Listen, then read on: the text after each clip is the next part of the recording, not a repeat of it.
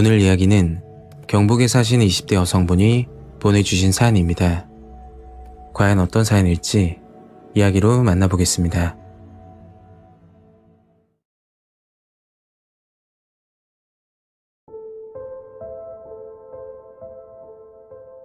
지금부터 하는 이야기는 1년 전쯤 경북 김천에 사시는 고모가 겪은 충격적인 이야기입니다.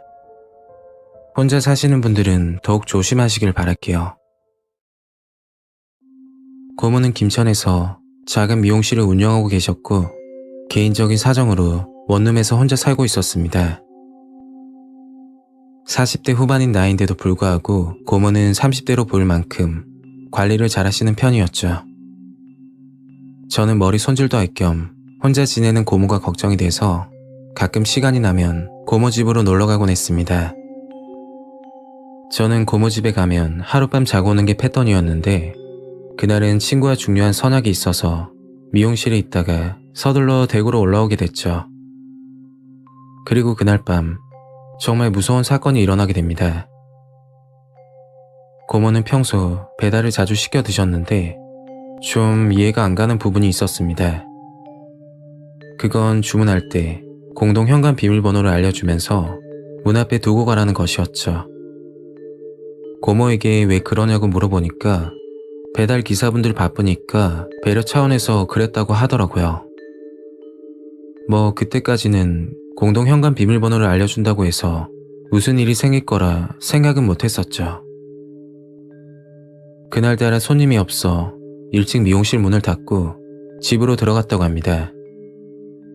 그리고 저녁을 먹지 않고 일찍 자려다가 배가 고파서 배달을 시켰다고 했죠. 그때가 8시쯤 됐을 거라고 하더군요.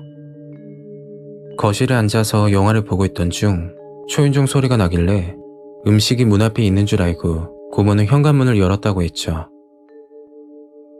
문을 열자마자 순간 깜짝 놀랐는데 문 앞에 배달기사분이 음식을 들고 가만히 서 있었다고 하더라고요. 그리고 웃으면서 고모를 한참 쳐다보고는 음식을 건넸다고 합니다. 뭐 저런 사람이 다 있나 싶기도 하고 음식을 받고 나서 기분이 썩 좋지 않았지만 별일이 생긴 것도 아니니까 그냥 넘어갔다고 하더군요. 고모는 식사를 마친 뒤 간단한 스트레칭을 하고 10시가 조금 넘어 일찍 잠이 들었다고 했습니다. 그리고 대략 30분 정도 지났을 때 고모는 깜짝 놀라서 소리를 지르며 일어나게 됐죠. 눈앞에는 검은색 모자에 마스크를 낀 남자가 고모를 보며 웃고 있었다고 하는데 정말 이렇게 죽는구나 그런 생각이 드셨다고 합니다. 무섭기도 했지만 여기서 벗어나야 한다는 생각이 들어서 고모는 현관으로 도망가려는데 그 남자가 주방에 있던 가위를 집어들고 고모에게 무차별 폭행을 가했다고 하더군요. 밤늦게 집안에서 시끄러운 소리가 나니까 아랫집 주민이 경찰에 신고를 하게 됐고 그 남자는 현장에서 검거되었다고 했습니다. 소식을 듣고 부모님과 함께 곧장 병원으로 갔고 고모는 팔과 목 부분에 가해로 베인 자상과 폭행으로 인해 이마 부분이 심하게 부어 있었죠. 결국 전치 2주 진단을 받았는데 외적인 상처도 그렇지만 정신적으로 느낀 공포감이 너무 커서 정신과 치료까지 받아야 된다고 하더군요. 그리고 그 남자가 고모 집에 침입하게 됐던 정말 충격적인 사건의 내막을 알게 됐죠. 저도 이야기를 듣고 나서 한동안 아무 말도 하지 못했습니다. 그 남자는 고모 집 맞은편에 살고 있는 이웃집 남자라고 하더군요. 맞은편 건물에서 보면 고모 집이 잘 보이는 구조였고 망원경으로 고모 집을 지켜보고 있었다고 합니다. 옷을 갈아입거나 자는 모습까지 보고 있었다고 하는데 정말 소름 끼치더라고요. 그리고 더 섬뜩한 사실은 그날 밤 고모 집에 음식을 배달했던 남자와 이웃집 사는 남자가 친구 사이라고 하더군요. 배달기사는 공동 현관 비밀번호를 알고 나서 이웃집 남자에게 알려주었다고 했죠. 그리고 고모 집에 불이 꺼진 걸 확인하고 나서 현관 비밀번호를 누르고 원룸 옥상으로 올라간 뒤 난간을 넘어 베란다를 통해 침입했다고 했습니다. 그 남자는 15년 전쯤 주거에 침입해 성폭행을 시도하려다 집행유예를 받은 전과가 있었는데 그럼에도 불구하고 징역 1년 4개월을 선고받았다고 하더군요. 이 사건을 겪고 나서 고모는 정신적 충격으로 많이 힘들어하고 계십니다. 김천에 운영하던 미용실도 그만두게 되었죠.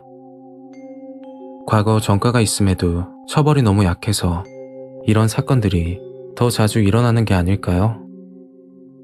만약 그날 밤 아랫집 주민이 신고를 하지 않았다면 고모는 정말 위험해졌을지도 모르겠습니다.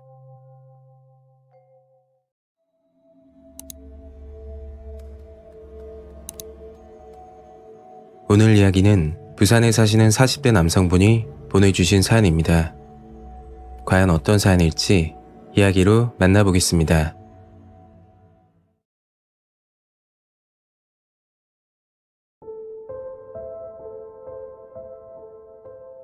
때는 5년 전에 있었던 사건입니다. 다시 생각해도 화가 나고 눈물이 날 정도로 어머니에게 죄송하기만 합니다. 그 사건이 있기 전까지 포항에서 조그만 횟집을 운영하고 있었고 홀어머니를 모시고 있었습니다. 아버지는 제가 7살 때 교통사고로 돌아가시고 유일한 형제인 동생이 하나 있었죠. 그런데 학교를 적응하지 못하고 방황을 많이 하다가 지금은 집을 나가 연락이 되질 않습니다. 남들이 보기에 정상적인 가정은 아니었죠. 그렇게 시간이 흐르고 저도 나이를 먹고 70을 바라보고 계시는 어머니를 제가 모시게 된 겁니다. 집에서 쉬고 계시라고 해도 아들 혼자 고생한다면서 가게로 나와 서빙을 도와주시곤 하셨죠. 그때까지는 어머니와 정말 행복했습니다. 그 사건이 일어나기 전까진 말이죠. 가게는 주로 10시에 마감을 하는데 어머니는 일찍 주무시는 편이라서 2시간 일찍 8시쯤 들어가십니다. 그날도 10시쯤 가게 정리를 하고 나서 집으로 들어갔는데 어머니가 주무시지 않고 TV를 보고 앉아 계시더군요. 그리고 저에게 할 이야기가 있는지 제 눈치를 보는 것 같은 느낌을 받았습니다. 저는 어머니에게 편하게 말씀하시라고 했더니 한참 뜸을 들이다 천천히 이야기를 하셨죠. 처음 어머니께 그 이야기를 들었을 때 진지하게 생각하지 않았던 것 같습니다. 어머니가 횟집에서 서빙을 하고 있는데 연세가 지긋하게 드신 남성이 지속적으로 만남을 요구한다고 하더라고요. 그래서 농담으로 우리 어머니 아직까지 미인이라서 그렇다. 마음에 들면 만나보는 건 어떠냐고 했더니 어머니는 생각지도 못한 반응이었죠. 저는 어머니가 무조건 싫다고 할 줄 알았는데 자식 눈치 보여서 어떻게 만나겠냐고 좋은데 싫은 척을 하시더군요. 그렇게 그 이야기를 끝으로 잠이 들었고 다음날 일을 하면서 어머니 생각에 걱정이 되기 시작했죠. 어머니도 여자이고 본인이 행복하다면 제가 말릴 수는 없겠지만 상대방이 어떤 사람인지 모르니까 그 부분이 정말 불안했습니다. 눈뜨고 코베이는 세상이라 더욱 신경이 쓰이더군요. 저는 단골 손님들 통해 어머니가 말씀하셨던 남자분을 찾아냈고 가까운 심부름 센터에 의뢰 후 나이와 직업 그리고 가족관계까지 알 수 있었습니다. 연세는 어머니보다 3살 많은 70대 초반이었고 과거 부동산에서 일을 하셨다고 했죠. 가족관계는 딸이 셋인데 모두 결혼해서 잘 산다고 하더군요. 아내는 암으로 10년 전에 세상을 떠났고 그 후로 혼자 지냈다고 하셨죠. 저는 심부름 센터에서 알아낸 정보를 모두 다 믿을 수 없어서 개인적으로 그 남성을 만나기로 했습니다. 며칠 후 마감 시간에 맞춰 그 남성이 횟집에 방문했고 소주 한잔 대접하면서 이야기를 나누게 되었죠. 처음 봤을 때 느낌은 풍채도 좋으시고 무엇보다 인상이 너무 좋더라고요. 그리고 말씀을 다정다감하게 하는 걸 보니 초면이지만 좋은 사람 같다는 생각이 들었습니다. 저는 그 남성에게 개인 가정사에 대해 물어봤고 이야기를 들어보니까 특별할 것 없는 정말 평범한 가정이었죠. 어머니가 원한다면 그 남성과 잘 만나셨으면 좋겠다고 생각까지 들었습니다. 지금 생각하면 왜 그런 행동을 했는지 모르겠지만 그게 어머니를 위하는 길이라 생각했었죠. 어머니가 원하신다면 그 남성과 만나보시는 게 어떻겠냐고 진지하게 말씀드렸고 만남 자리까지 만들어 주었습니다. 어머니는 그 남성을 만나고 나서 표정도 밝아지셨고 저에게 이해해줘서 고맙다고 늘 이야기를 하셨죠. 그 남성은 어머니와 횟집에 가끔 놀러 왔는데 제가 있어서 그런지 모르겠지만 어머니에게 정말 잘해준다는 느낌을 받았습니다. 저는 볼 때마다 그 남성에게 어머니 잘 부탁드린다고 말씀을 드렸고 그럴 때마다 걱정 말라고 잘 지내고 있다고 하더군요. 그러다 6개월 정도 지났을 때 사건이 터지게 되었습니다. 가게 마감을 하고 있는데 처음 보는 번호로 전화가 오더라고요. 손에 고무장갑을 끼고 청소를 하고 있어서 전화를 받지 못했고 나중에 휴대폰을 보니까 부재중 전화가 5통이 넘게 찍혀 있었죠. 그 번호로 전화를 걸었더니 병원 응급실인데 어머니가 흉기에 찔려 병원 치료를 받고 있다고 했습니다. 너무 놀라서 곧장 병원으로 향했고 다행히 깊은 상처는 아니어서 다행이라고 하더군요. 저는 어머니에게 도대체 누가 이랬냐고 물었더니 그제서야 모든 걸 알 수 있었습니다.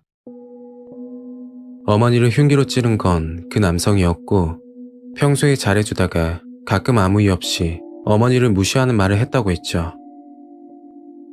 예를 들어 집 나간 동생 이야기를 꺼내면서 저희 집이 콩가루 집안이다 그런 식으로 무시를 했다던데 그럴 때마다 어머니는 대답을 하지 않고 그냥 듣고 있었다고 합니다.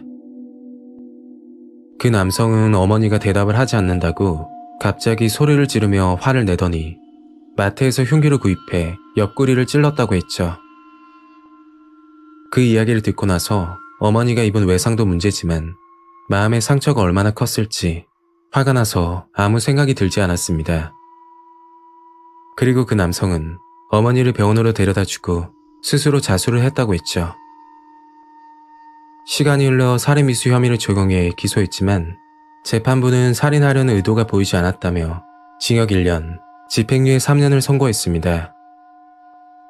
상처 깊이가 3cm 정도였는데 강한 힘을 가해 찔렀다고 보기 어렵고 어머니를 병원까지 데려다 준 것으로 보아 살인미수로 보기 힘들다고 하더군요. 그 사건을 겪고 나서 운영하던 가게를 정리하고 부산으로 내려가 어머니와 살게 되었죠. 어머니를 볼 때면 너무 안쓰럽고 불효자식이 된 것 같아 가슴이 아프네요. 자식으로서 이 사건을 평생 잊지 못할 것 같아 너무 힘이 듭니다.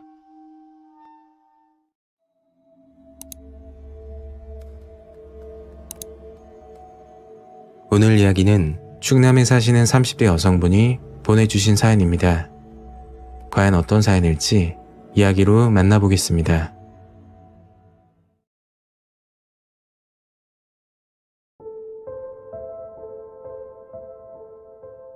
제가 살면서 정말 소름 끼치게 무서웠던 경험입니다.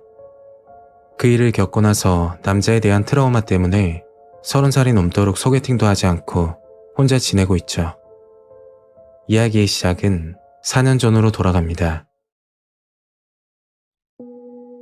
그날은 주말에다 친구 생일이어서 친구와 저녁 약속을 잡았었죠. 그리고 약속 시간보다 일찍 집을 나서게 되었습니다. 친구 선물도 사야 하고 사실 다음 주에 중요한 면접 자리가 있어서 그때 신을 구두를 구입하기 위해서죠. 저는 두정동에 있는 규모가 작은 여성 구두점을 방문했고 그리로 들어갔습니다. 가게를 들어가자마자 조금 찜찜했던 게 구두가게 사장인지 직원인지는 모르겠지만 30대로 보이는 남자분이 있더라고요. 뭐 신발 구입하는데 상관이 없는 부분이지만 구두를 사려면 신어봐야 하기 때문에 신발 벗는 상황에서 냄새가 날 수도 있고 하여튼 민망한 기분이 들었습니다. 그렇다고 곧장 나갈 수도 없었던 게 들어가자마자 정말 마음에 들었던 신발이 보였고 30%나 할인을 해준다고 하더군요. 그래서 남자 직원에게 한번 신어보겠다고 말을 했고 직원은 창고에 들어가 구두를 가져왔습니다. 그리고 구두를 신겨주는데 순간 이상한 느낌을 받았었죠. 제가 그때 치마를 입고 있었는데 노골적으로 다리를 쳐다보는 걸 느꼈고 심지어 구두를 신겨주며 설명을 하다가 의도적인지 모르겠지만 남자 직원의 손이 제 허벅지를 스치더라고요. 그때 정말 화가 나고 짜증이 나서 지금 성추행하는 거냐고 화를 냈습니다. 그랬더니 남자 직원은 황당한 표정을 지으면서 그런 거 아니라고, 그렇게 느끼셨으면 정말 죄송하다고 하더군요. 상대방이 사과를 하니까 순간 제가 예민하게 굴었던 것 같은 생각이 들었죠. 저는 구두를 포장해달라고 하고서 계산을 하려는데 그 직원이 말을 하는 겁니다. 가게 이벤트 중이라 회원으로 가입하면 포인트를 주는데 가입하실 거냐고 묻더군요. 아까 서로 기분 나쁜 일이 있어서 2번 다시 여기 올 일이 없을 거라고 생각했고 저는 가입하지 않는다고 말을 했죠. 그랬더니 회원 가입하면 10,000원을 할인해 준다면서 제안을 하는 겁니다. 정말 단순하게 생각을 했었는데 할인만 받고 안 오면 되겠지 라고 생각을 했고 직원 말대로 회원 가입을 하게 되었죠. 이름, 주소, 전화번호 등을 적고 나서 10,000원을 할인받고 가게를 나왔습니다. 가게를 넣으면서 기억에 남았던 게 하나 있는데 구두를 넣어줬던 종이 가방이 정말 특이했었죠. 색상은 분홍색에다 화려한 무늬가 있는 눈에 띄는 종이 가방이었습니다. 그리고 약속 시간이 되어 친구들을 만나 생일 파티 겸 저녁을 먹고 2차는 호프집으로 향했죠. 술 한잔하면서 친구들에게 낮에 있었던 일을 이야기하니까 친구들은 의견이 엇갈리더라고요. 한 친구는 의도적일 수도 있다는 생각이었고 다른 친구는 제가 예민하게 군 거 아니냐며 말을 하더군요. 이런저런 이야기를 하다 보니 그 일은 금방 잊혀졌고 자정이 다 돼서야 집으로 향했습니다. 친구 셋은 같은 방향이라 같이 택시를 타고 저는 혼자 집으로 가고 있었죠. 집은 직사는 근방이었는데 시간이 늦어지면 사람도 없고 남들이 보면 무섭다고 할 정도로 조용한 동네입니다. 평소 겁이 많은 성격도 아니어서 집 가는 길이 무섭다거나 그런 적은 없었죠. 저는 조금 오래된 빌라에 살고 있었는데 집으로 가기 위해서는 좁은 골목을 지나가야 빌라가 보이는 구조였습니다. 기사님께 요금을 드리고 택시에서 내려 골목을 들어가는데 갑자기 등골이 서늘한 느낌이 들더라고요. 급하게 뒤를 보니 아무도 없었고 빠른 걸음으로 집으로 들어갔습니다. 집으로 들어가서 긴장이 풀렸는지 침대에 눕자마자 잠이 들었는데 집 밖에서 시끄러운 소리가 들리더군요. 그때 살짝 잠에서 깨긴 했지만 술도 한잔했고 피곤하기도 해서 다시 잠이 들었습니다. 다음날 아침을 먹으려고 하는데 엄마가 저를 불러 심각하게 말을 하더군요. 밤늦게 다니지 말라면서 항상 조심하라는 겁니다. 저는 어제 늦게 들어와서 그런 말씀을 하시는구나 생각했는데 알고 보니 그게 아니었죠. 어젯밤 빌라 근처에서 사건이 일어났다는 겁니다. 제가 살던 빌라 뒷동에서 20대 여자가 무차별 폭행을 당했다고 했죠. 성형수술까지 해야 될 정도로 얼굴이 말이 아니라고 하더군요. 다른 곳은 멀쩡한데 얼굴만 집중적으로 폭행을 했다고 소문이 난 겁니다. 여자를 폭행하고 나서 범인은 도주했고 경찰은 조사를 하고 있다고 들었죠. 2개 동으로 되어 있는 빌라인데 바로 뒷동에서 그런 사건이 일어나니 너무 무서웠습니다. 그 사건이 있고 나서 최대한 일찍 다녔고 조금 늦어지는 날에는 친구 집에서 자고 아침 일찍 들어갔었죠. 그리고 1달 정도 지났을 때 정말 소름 끼치는 사실을 알게 되었습니다. 주말 아침 저희 집에 누가 찾아왔고 폭행 사건 담당 형사라고 하더라고요. 형사님은 저에게 몇 가지 물어볼 게 있다고 하셨죠. 1달 전 두정동에 갔냐고 물으시길래 신발을 사러 갔다고 말씀을 드렸습니다. 그리고 형사님은 휴대폰으로 CCTV에 찍힌 사진을 보여주면서 기억이 나는 대로 말을 해달라고 하셨죠. 사진을 자세히 보니까 제가 1달 전에 방문했던 신발 가게 남자 직원으로 보이더군요. 머리 스타일이 오데오 가르마라서 기억에 남아있었고 신발을 넣어준 종이가방 색상이 분홍색이라고 말씀드렸죠. 이야기를 듣고 형사님이 그러시는데 빌라 뒷동에 사는 20대 피해자가 제가 방문했던 신발 가게 종이 가방을 들고 있었다면서 말씀을 하시더라고요. 형사님이 집에 찾아오고 일주일 정도 지났을 때 빌라에 무서운 소문이 돌기 시작했습니다. 범인은 CCTV에 찍힌 구두가게 직원이었고 도주를 하다가 PC방에서 검거되었다고 했죠. 그런데 피해자는 범인과 일면식도 없고 구두를 산 적도 없다고 하더라고요. 주민들은 묻지마 폭행 사건으로 생각했었고 저는 그게 아니라는 생각이 들었습니다. 범인이 회원가입을 유도하며 저에게 해코지를 하려고 했었는데 그날 새벽 피해자가 분홍색 종이 가방을 들고 있는 걸 보고서 그게 저라고 착각을 했을지도 모른다는 느낌이 들었죠. 저 때문에 다른 분이 피해를 입으신 것 같아 한편으로는 죄송하기까지 했습니다. 그 사건이 있고 나서 아직까지 여기서 살고 있지만 그 남자를 아직까지 본 적은 없습니다. 하지만 언젠가 찾아올까 싶어 너무 불안하고 무섭습니다.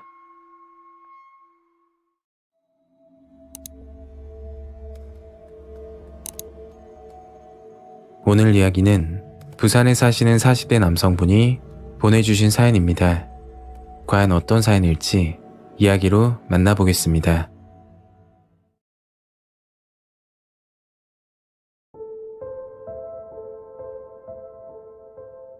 때는 20년 전 제가 실제로 겪었던 실화입니다. 그 일을 겪고 나서 현재는 별탈 없이 지내고 있지만 만약 그때 기사님이 아니었다면 정말 위험해졌을지도 모릅니다. 그 당시 20대 초반, 군대를 전역하고 학교를 복학했을 때였죠. 그날은 친구들과 술자리를 가졌는데 눈치를 보며 빠져나와 집으로 향했습니다. 저는 평소 술을 즐기는 편은 아니었고 간혹가다 한 잔 정도 마시곤 했는데 한 잔만 먹어도 온몸이 빨개지는 증상이 나타나 강제로 금주를 해야 했죠. 그날도 술은 먹지 않고 친구들과 이야기만 하다 빠져나왔던 겁니다. 그리고 술집에서 나와 휴대폰을 봤더니 부재중 전화가 수십 통이 와 있더군요. 그 당시 쓰던 휴대폰은 흑백 화면에 전화와 문자만 되는 기계였는데 벨소리가 작아 술집에서 듣지 못했던 겁니다. 부재중 전화의 주인공은 어머니였고 서둘러 전화를 걸었죠. 예상대로 어머니는 전화를 받자마자 화를 내셨고 당장 할머니 댁으로 오라고 하시더라고요. 그제서야 생각이 났는데 일주일 전부터 가족 사진을 찍기로 약속이 되어 있었죠. 물론 이날 사진을 찍는 건 아니고 다음날 아침 할머니를 모시고 사진관을 방문하는 일정이었는데 친척들이 모이는 자리라 전날 밤 출발한다고 했었습니다. 어머니는 저와 같이 가려고 전화했지만 연락이 되질 않아 먼저 도착했다고 하셨죠. 할머니 댁은 서구 남부민동인데 저희 집에서 버스로는 50분 정도 걸리는 거리였습니다. 그때 시간이 10시, 어머니에게 아침 일찍 출발하면 안 되냐고 물어보니까 잔소리를 하시며 얼른 오라고 하시더라고요. 저는 정류장으로 뛰어가 초조하게 버스를 기다리고 있었죠. 버스마다 그리고 지역에 따라 다르겠지만 그 당시는 막차 시간이 10시에서 11시 정도로 기억하고 있습니다. 기다리던 버스는 35분 버스였는데 제가 서 있던 정류장에서 남부민동까지 환승하지 않고 한 방에 가는 노선이었죠. 다만 남부민동인 종점인데다 버스 노선이 꽤 길어서 배차 간격이 길었던 것으로 기억합니다. 10시가 넘어가는 시간에 버스가 오지 않을까봐 걱정하고 있을 때 기다리던 35분 버스가 도착하더군요. 막차인데도 불구하고 생각보다 사람이 많아 저는 뒷좌석 근방에 손잡이를 잡고 서 있었죠. 버스는 출발하고 양정을 지나 서면 부근에 왔을 때 자리가 나더라고요. 제일 뒷좌석 바로 앞에 있는 2인 좌석이었는데 창문 쪽에는 아저씨가 앉아 계시고 저는 바깥쪽에 앉게 되었죠. 종일 돌아다닌 탓에 피곤이 몰려와 잠깐 졸게 되었고 창가 쪽에 있던 아저씨가 내리는 인기척에 눈을 떴습니다. 그때 위치가 남포동을 막 지나쳐 자갈치 시장 근방이었는데 그곳에서 어떤 여자가 버스에 승차하더군요. 누가 봐도 미인이라고 할 정도로 눈이 가는 외모였고 저는 뭔가에 홀린 듯 여자를 쳐다봤었죠. 그 여자는 두리번거리더니 제 옆으로 와서 앉는 겁니다. 굳이 내 옆에 앉은 이유가 뭐지? 나한테 관심 있나? 혼자 이상한 생각을 했었죠. 그 순간 여자가 저를 보고 웃으면서 어디까지 가냐고 물어보더군요. 지금 생각하면 정말 어리석고 멍청하다는 생각이 들지만 경계도 하지 않고 처음 보는 여자에게 하지 않아도 될 이야기까지 했었습니다. 할머니 생신 얘기부터 어디까지 가는지. 그 여자는 종점에서 내린다고 했고 사소한 대화를 하다 보니 어느새 5정거장 후면 할머니 댁이었죠. 버스 안에는 저와 그 여자 그리고 버스 기사님 뿐이었고 버스에서 내리기 전 번호라도 따기 위해서 계속해서 말을 걸었습니다. 그런데 한 가지 여자의 행동에서 좀 이상했던 점이 저와 대화할 때마다 누군가 문자를 하던데 타이밍이 정말 이상했습니다. 예를 들면 인터뷰하듯이 질문하고 받아줬고 뭐 그런 느낌이었죠. 그리고 종점에 도착하기 전 초장동이라고 있었는데 거기서 남자 2명이 탑승하더군요. 순간 섬뜩한 느낌이 든 게 어릴 적부터 35분 버스를 많이 타고 다녔지만 초장동에서 하차하는 사람은 봤어도 승차하는 건 그날 처음 봤었죠. 그리고 남자들이 승차할 때 기사님이 말씀하시던데 종점 가는 거 맞냐면서 다시 한번 확인하시더군요. 기사님도 종점을 코앞에 두고 승차를 하니까 이상하게 생각한 듯 보였습니다. 남자 한 명은 제일 뒷좌석, 또 한 명은 제가 앉아있던 앞좌석에 앉았는데 말 그대로 앞뒤로 남자들에게 둘러싸여 있는 모습이었죠. 그때 여자분이 본인 휴대폰에 글씨를 써서 보여주더군요. 다음에 밥 한 끼 살 테니까 집 앞까지 데려다주면 안 되냐는 내용이었습니다. 뭐 어차피 종점에서 같이 내려야 돼서 알겠다고 답을 했죠. 잠시 후 종점에 도착해 버스에서 내리려고 하는데 기사님이 말씀하시더군요. 버스 자동문이 고장나서 직원을 불렀으니까 5분만 기다려달라고 양해를 구하는 겁니다. 저는 여자분과 함께 자리에 다시 앉았고 그 남자들도 말없이 앉아 창밖을 보고 있었죠. 그렇게 직원이 오길 기다리고 있는데 5분이 지나도 아무도 오질 않는 겁니다. 그때 기사님이 이것저것 만지더니 문이 열리더라고요. 그리고 저와 여자가 내리고 그 남자들이 따라 내렸을 때 갑자기 뒤에서 시끄러운 소리가 들렸습니다. 뒤를 봤더니 남자 둘은 반대 방향으로 도망을 가고 있었고 무슨 일인지 어리둥절하고 있을 때 제 옆에 서 있던 여자도 도망을 가는 거였죠. 정말 순식간에 벌어졌던 일이라 정신이 없더군요. 그리고 자세한 내막은 버스 기사님께 들을 수 있었습니다.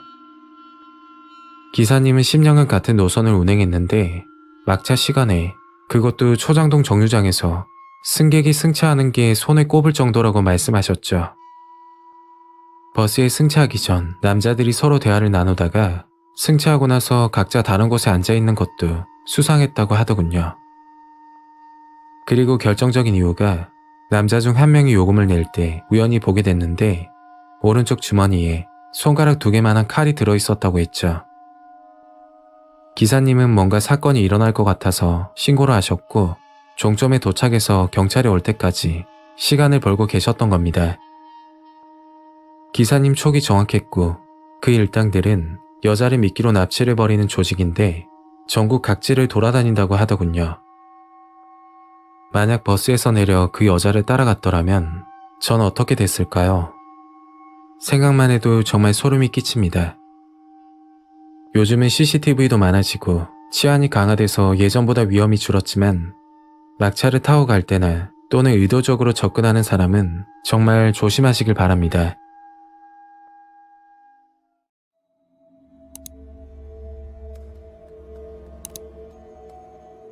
오늘 이야기는 대전에 사시는 20대 남성분이 보내주신 사연입니다. 과연 어떤 사연일지 이야기로 만나보겠습니다.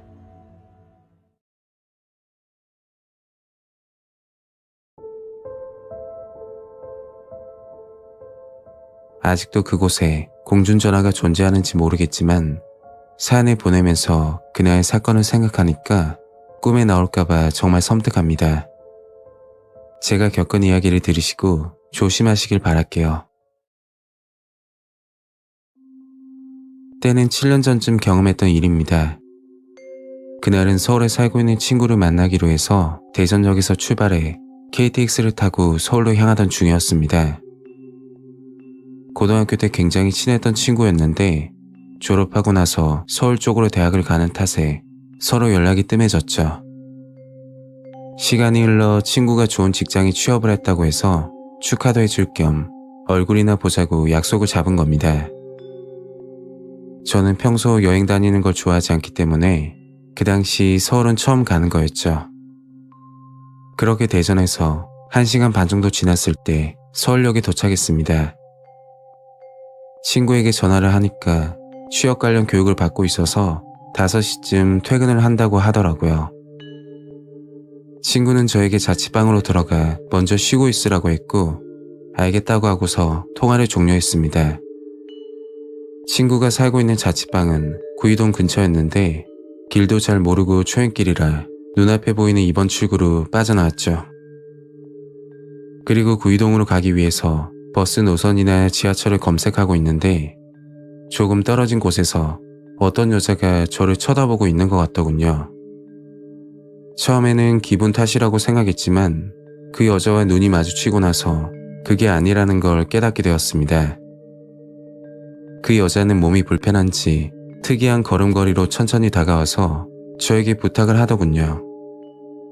제발 도와달라고 울면서 하소연을 하는데 정말 당황스러웠습니다.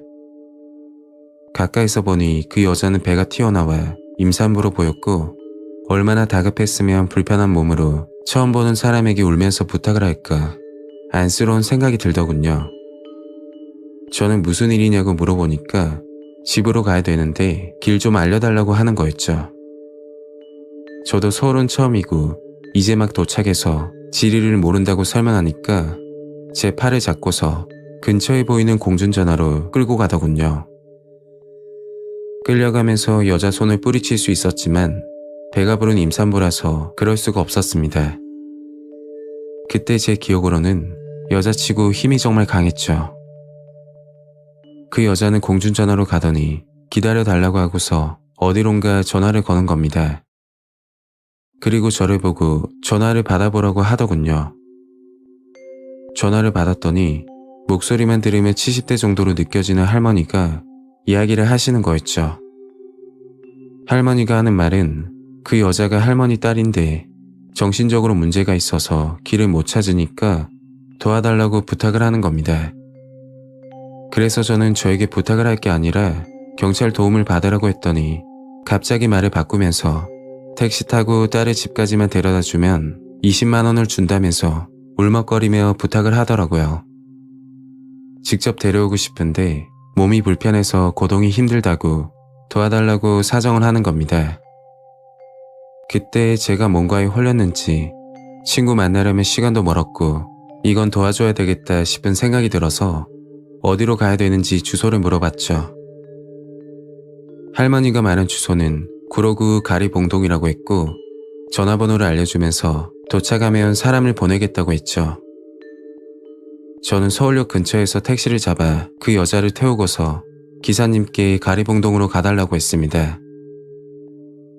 기사님께 여쭤보니 대략 30분 정도 걸린다고 하셨고 예상보다 가까운 곳이라서 다행이라고 생각했죠.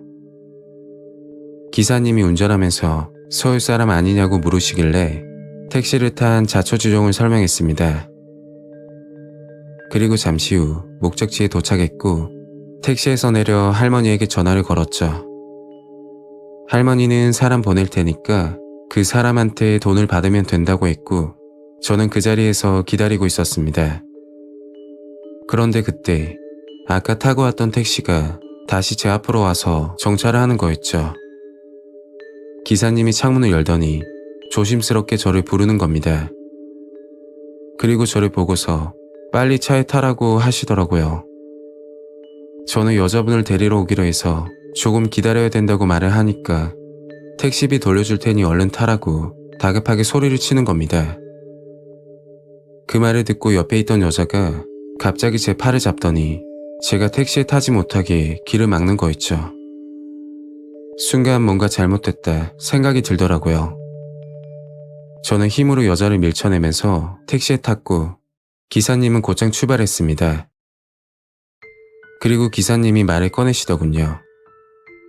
아까 그 여자 임신한 거 아니라고 배 안에 고무로 된 공이 들어있었는데 못 봤냐면서 말을 하시는 겁니다. 저를 내려주고 그냥 가려다가 기사님이 느낌이 안 좋아서 다시 돌아오셨다고 하더라고요. 그 당시 택시 기사님들 사이에서 소문이 돌고 있었는데 역 주변에서 두리번거리거나 헤매고 있는 사람들을 타겟으로 범행을 저지른다는 소문이 돌았다고 했죠. 그리고 제가 내렸던 곳이 탈북자와 조선족들이 밀집해 있는 동네인데 타 지역 사람이 그쪽으로 가달라고 해서 의심스러웠다며 말씀하시더군요. 저는 기사님께 감사하다고 몇 번이나 인사드리고 택시에서 내렸습니다. 그리고 친구를 만나 있었던 일을 이야기했죠. 할머니와 그 여자는 한패인 것 같고 할머니가 보내주겠다던 사람에게 납치를 당할 수도 있었겠다 생각하니까 너무 섬뜩하고 소름이 끼치더라고요. 솔직하게 사례금 20만 원에 솔깃했고 임산부 여자도 너무 안 돼 보여서 도와주려는 생각도 했었는데 그런 조직인 줄은 꿈에도 몰랐습니다.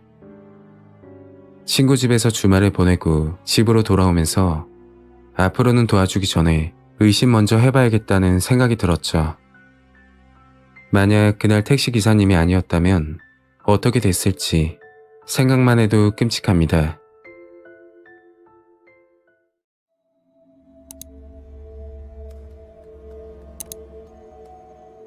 오늘 이야기는 서울에 사시는 30대 남성분이 보내주신 사연입니다. 과연 어떤 사연일지 이야기로 만나보겠습니다.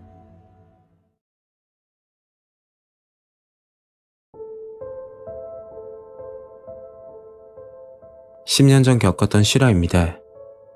지금은 간간히 일을 하면서 생활비를 벌고 있지만 1년 전만 해도 집에만 박혀 있었죠. 그때 일을 생각하면 너무 끔찍합니다. 그 당시 20대 초반, 말하기 힘든 내용이지만 저는 10대부터 사고를 많이 치는 탓에 전과 기록이 있었습니다. 폭력적인 부분 때문에 징역을 살다 나왔고 정말 후회하며 반성을 많이 했었죠. 성인이 되고 군대를 다녀오고 나서 정말 이렇게 살면 안 되겠다는 생각이 들더군요. 그날 밤 부모님께 앞으로 사람답게 살겠다, 지켜봐달라고 말씀드리고 나서 취업 자리를 알아보고 있었습니다. 인터넷 알바 사이트를 보고 있었는데 나이는 통과지만 학력에서 걸리는 부분이 많더라고요. 사실 저는 고등학교를 자퇴하고 검정고시를 준비했지만 졸업장을 따지 못한 상태였습니다. 간단한 알바면 상관없겠지만 4대 보험이 되는 직장을 들어가려고 했기 때문에 문제가 되더군요. 한참 일자리를 알아보고 있다가 담배가 떨어져 편의점으로 향했습니다. 담배를 사고 집 근처 골목에서 한 대 피우고 있는데 전봇대에 광고 전단지가 붙어 있더라고요. 남자 직원 국구, 4대 보험 가능, 학력 무관이라고 적혀 있었고 그 밑에 전화번호가 나와 있었죠. 저는 전화번호를 저장하고 나서 집으로 들어가 일찍 잠자리에 들었습니다. 다음날 10시쯤 전단지에 나와 있는 번호로 전화를 걸었는데 그곳은 일자리를 구해주는 직업 소개소라고 하더군요. 결국 이력서를 들고 사무실에 방문하라는 이야기였습니다. 한참 고민하다 이력서를 들고 사무실에 찾아갔고 담당자는 원하는 조건을 말해보라고 하더군요. 저는 4대 보험이 되는 직장을 원한다고 말을 하니까 일단 집으로 가서 기다리라고 말을 하셨죠. 그리고 다음날 좋은 소식을 들을 수 있었습니다. 집과 거리는 좀 있었지만 평택에 좋은 자리가 있다고 하더군요. 기숙사까지 제공한다고 하니까 규모가 어느 정도 되는 것 같았고 요즘 불경기에 이만한 곳이 없다고 몇 차례나 강조를 하더라고요.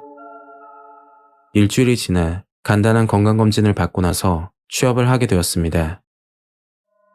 경기도 평택에 위치하는 가스통을 만드는 회사였고 직원은 20명 정도 된다고 했죠.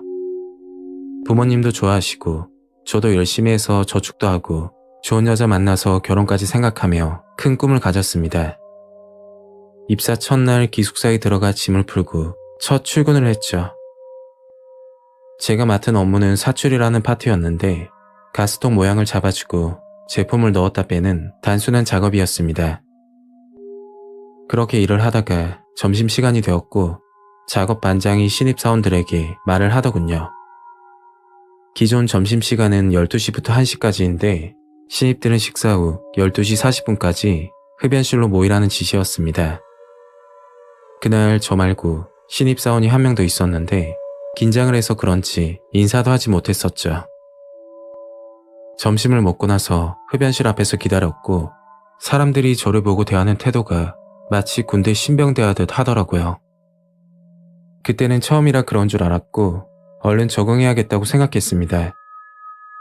잠시 후 작업 반장이 오더니 몇 가지 숙지사항을 말하면서 꼭 지켜야 된다고 했죠.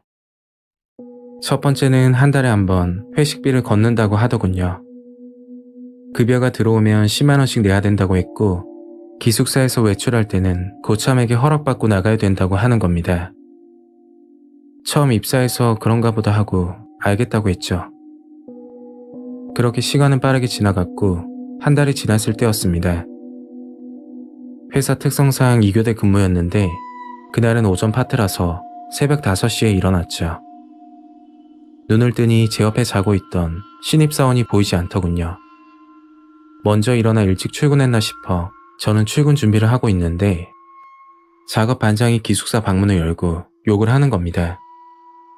같이 있던 신입 어디 갔냐고 좋은 말 할 때 말하라고 하는데 정말 무서웠죠. 나중에 알고 보니 다들 자고 있을 때 몰래 도망을 갔던 거였고 일이 힘들어서 갔나 보다 단순하게 생각을 했습니다. 입사하고 나서 첫 급여를 받게 됐고 작업 반장이 말하는 회식에 참석하게 됐죠. 회식이라고 해서 사장님과 관리자분들이 오시는 게 아니었고 작업자들끼리 돈을 걷어 술 한잔하는 분위기였습니다. 회식 자리에 유난히 저를 마음에 들어하지 않는 고참이 한 명 있었는데 술 한잔하다가 저를 부르더군요. 다음 주에 신입이 한 명 들어오는데 교육 똑바로 못 시키면 가만 안 둔다며 이야기를 하는 겁니다. 고참이 술에 취해 그런가 보다 하고 넘겼고 다음 주가 돼서 신입이 들어왔죠. 신입은 저보다 어려 보이고 이런 일은 처음인 듯 보이더군요. 그리고 그날 작업을 하고 있는데 무슨 일인지 모르겠지만 작업 반장 표정이 좋지 않았습니다. 업무를 끝내고 나서 그날 밤 사건이 일어나게 됐죠.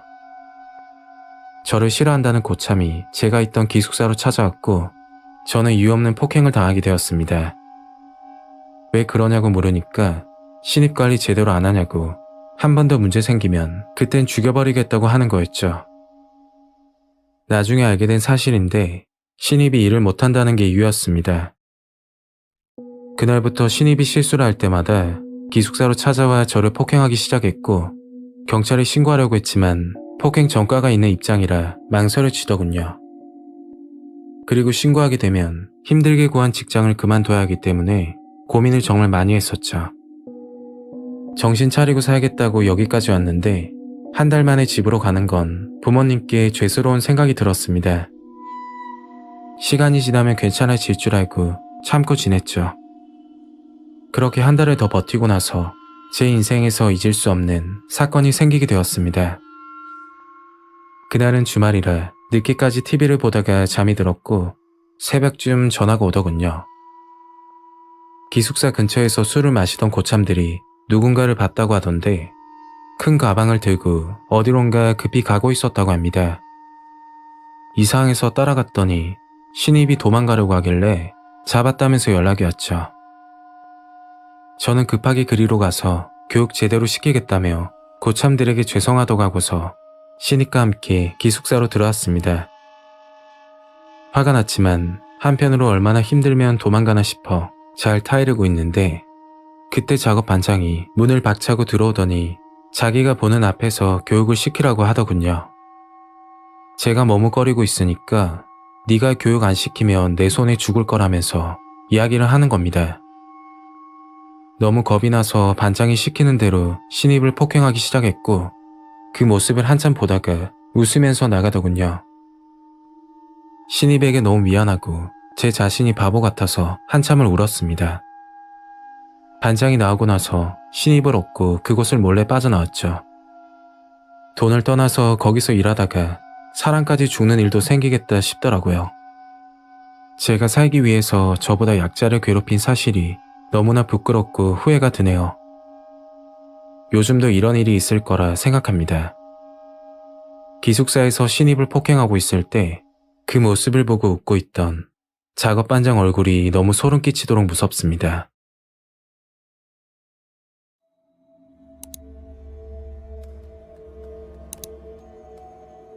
오늘 이야기는 서울에 사시는 30대 여성분이 보내주신 사연입니다. 과연 어떤 사연일지 이야기로 만나보겠습니다.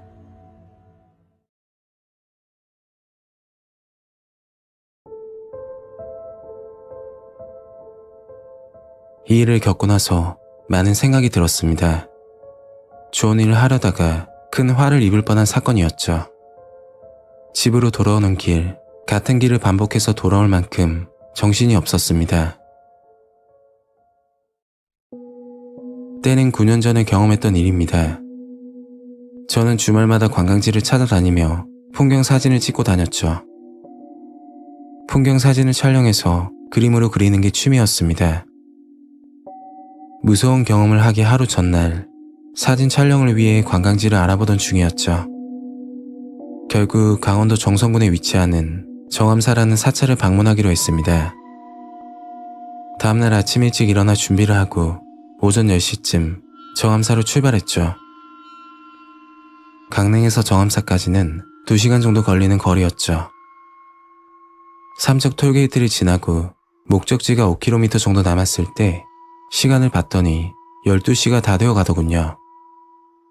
정암사에 들어가기 전에 밥을 먹고 가려고 주변을 검색하니까 근방에 고안역이라는 역이 있었고 고안역 주변에 음식점들이 꽤 많았습니다. 역 주변에서 간단히 끼니를 해결하고 다시 정암사로 출발했죠. 사방에는 울창한 나무가 있는 길을 올라가고 있는데 저 멀리서 어떤 남자가 손을 흔들고 있더라고요. 그 남자와 점점 가까워질 때 갑자기 제 차를 보고 뛰어오는 겁니다.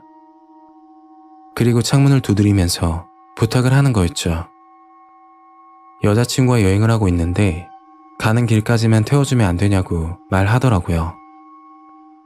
옆을 봤더니 어떤 여자가 서 있었고 어딜 가는지 모르겠는데 큰 배낭과 작은 짐들이 보였습니다. 남자 혼자였다면 거절을 했을 텐데 더운 날씨에 여자분 표정을 보니까 같은 여자로서 안쓰러운 마음이 들었죠. 결국 그 커플을 차에 태우고는 목적지로 출발했습니다. 차 안에서 이런저런 이야기를 했는데 커플 중 남자가 계속해서 질문을 하더군요. 혼자서 여기까지 어떻게 왔냐면서 일행은 없냐고 물어보는 겁니다. 뭐 솔직하게 대답을 해줬고 그때까지는 아무 생각이 없었죠. 그러다 남자가 가방에서 뭔가를 꺼내 건네주더군요. 그건 바카스였는데 태워줘서 고맙다며 주는 거라고 하는 겁니다. 괜찮다고 사양을 했지만 이 정도는 받아도 될 것 같아서 고맙다고 했더니 그 남자는 바카스 뚜껑을 열어주면서 마시라고 하더군요. 저는 운전하고 있으니까 나중에 마신다며 이야기를 했고 그 남자도 알겠다고 하더라고요. 그런데 남자 말투가 조금 이상하다는 걸 알게 되었죠. 저는 외국인이냐고 물어봤더니 외국인은 아니고 한국 사람인데 중국에서 오래 살아서 말투가 이런 거라고 대답을 했습니다. 그리고 정암사까지 2km 정도 남았을 때 차 앞에 뭔가 빠르게 지나가더군요.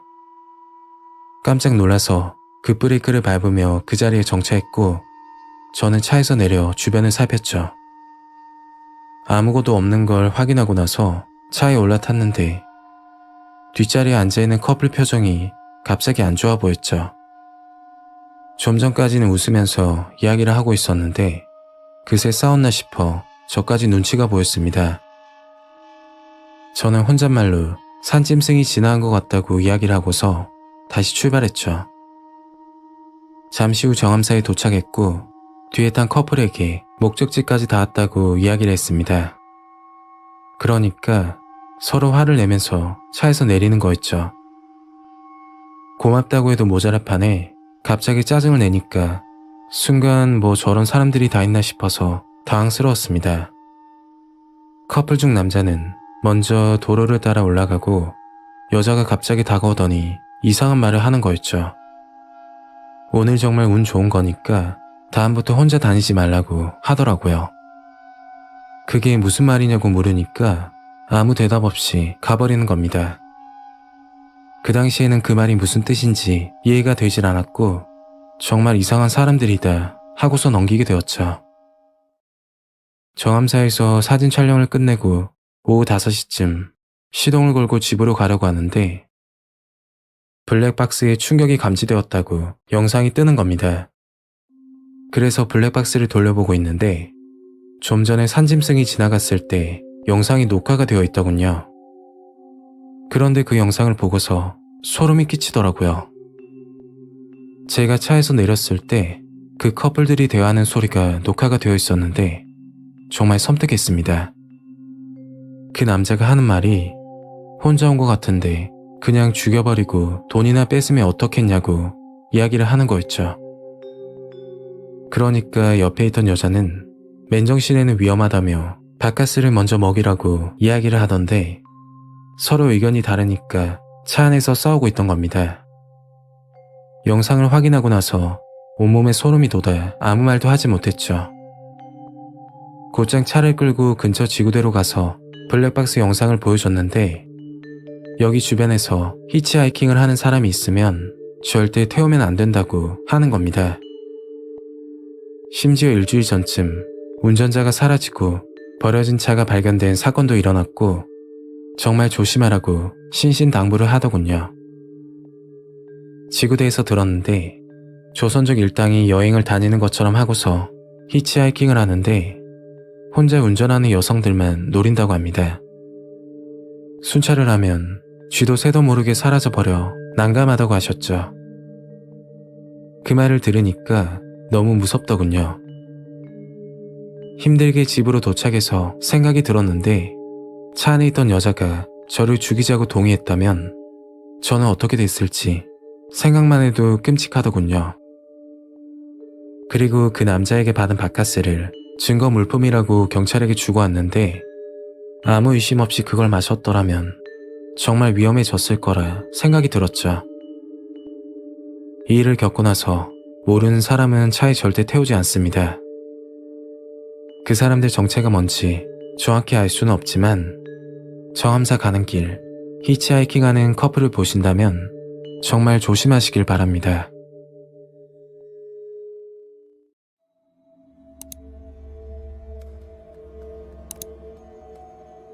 오늘 이야기는 경기도에 사시는 40대 여성분이 보내주신 사연입니다. 과연 어떤 사연일지 이야기로 만나보겠습니다.